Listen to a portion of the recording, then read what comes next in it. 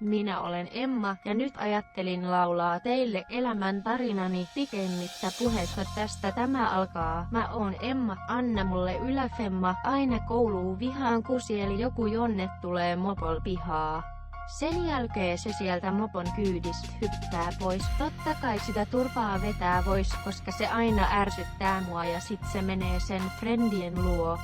Siellä ne aina porukassa mast puhuu paskaa ja palvoo koulun kingiä Jaskaa. Se Jaska on sen mopojonnen kamut. Meidän luokka on suht pieni. Luokan valvojan sukunimi on Niemi. Rakastan meidän luokkaa.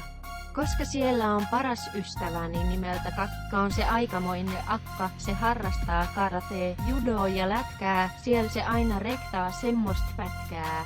Mut elämäni on täynnä hauskuutta ja surua säälin kanssa joka murua, jolla on samanlainen elämä kuin minulla.